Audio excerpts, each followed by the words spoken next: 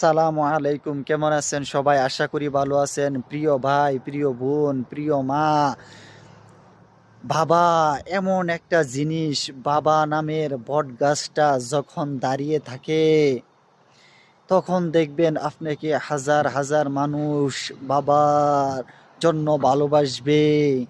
এবং বাবা নামর এই বট গাছটা আপনার সাথে থাকলে দেখবেন আপদ বিপদ আপনার সাথে আসবে না।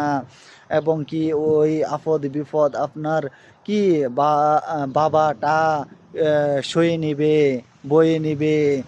তারপর আপনি যতই কি আপনার উপর জ্বর আসুক না কেন, প্রথম আপনার বাবার উপর আসবে, বলবে মুখের ছেলে এরকম করছে, থাক মাফ করে দে, এরকম ভাবে মাফ করে দেবে আপনার বাবার জন্য।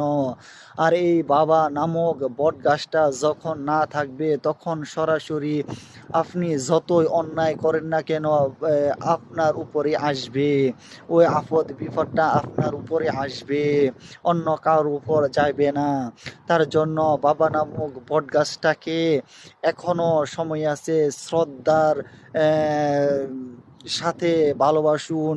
এবং কি বাবা নামর এই বট গাছটাকে এখনো ভালোবাসুন।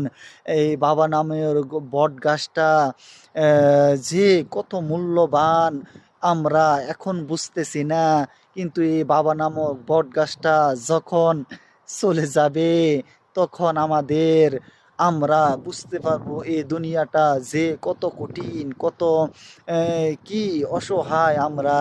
তার জন্য আসুন আপনি আমি সবাই কি এই বাবা নামক বটগাছটাকে ভালোবাসি, শ্রদ্ধা করি। আপনাকে যে এত কষ্ট করে লালন পালন করেছে এই বাবা নামক বটগাছটা, তো আমরা বুঝতেছি না যে আমাদের জন্য কত কষ্ট করতেছে, আমরা এখনো বুঝতেছি না। কিন্তু এই বাবা নামক বটগাছটা যখন চলে যাবে তখনই বুঝতে পারবো। আর এই বাবাটাই যে আমাদের জন্য কত কষ্ট করছে এখন আমরা বুঝতেছি না, কিন্তু যখন আমাদের ছেলে সন্তান হয় তখন কি আমরা বুঝতে পারি। এবং কি আমাদের ছেলে সন্তানের জন্য আমরা কতই না কষ্ট করি।